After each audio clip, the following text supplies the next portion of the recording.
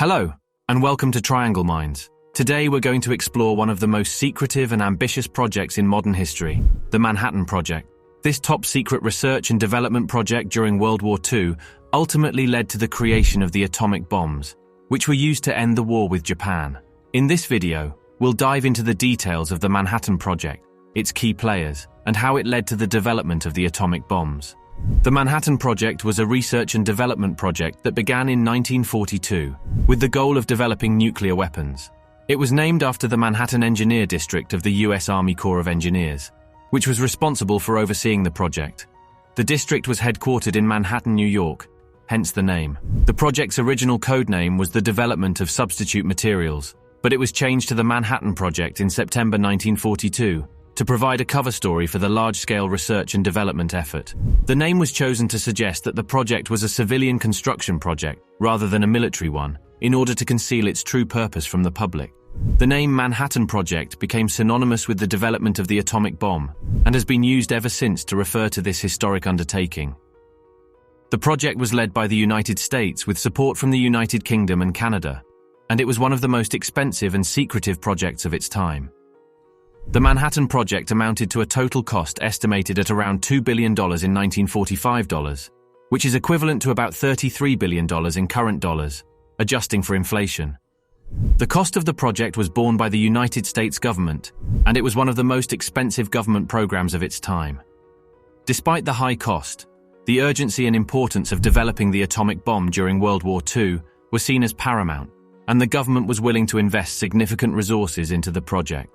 The cost of the Manhattan Project included everything from the construction and operation of facilities to the salaries of the scientists and engineers who worked on the project. It also included the cost of the raw materials, such as uranium and plutonium, that were used in the development of the atomic bomb. Now, let's dive into the key players of the Manhattan Project. It included some of the brightest scientific minds of the time. The project was led by physicist J. Robert Oppenheimer, and it included other notable scientists such as Enrico Fermi, Niels Bohr, and Leo Szilard. You may be wondering where Albert Einstein is on that list. However, he was never directly involved in the Manhattan Project for a number of reasons at the time. One of the main reasons was that Einstein was not a US citizen, and his access to classified information was limited. Although Einstein had emigrated to the United States in 1933 to escape Nazi persecution in Germany, he retained his Swiss citizenship until 1940, and did not become a US citizen until that year. Another reason why Einstein was not directly involved in the Manhattan Project was that he was already widely recognized as one of the most important physicists of his time, and he had many other commitments and responsibilities. Einstein was already heavily involved in political and social activism, and he was a frequent speaker and writer on topics ranging from pacifism to civil rights. The Manhattan Project was divided into several locations across the United States, including the main research facility in Los Alamos, New Mexico. The scientists working on the project faced enormous challenges, including the need to develop new technologies and overcome technical and logistical hurdles. One of the major breakthroughs of the Manhattan Project was the development of a working nuclear reactor, which was achieved in December 1942 at the University of Chicago. This allowed the scientists to begin producing the materials needed for the bombs, including enriched uranium and plutonium. The project was shrouded in secrecy, with many of the scientists involved not knowing the true nature of the project or the end goal. The secrecy surrounding the Manhattan Project was one of its defining characteristics. The project was considered a matter of national security, and as a result, only a select few individuals were privy to the details of the project's goals and activities. The project was so secret that even President Franklin D. Roosevelt was not fully informed about the project's activities. Roosevelt was aware that the United States was pursuing a secret project related to atomic energy, but he was not fully informed about the specifics of the project until after the successful test of the first atomic bomb in Alamogordo, New Mexico, in July 1945.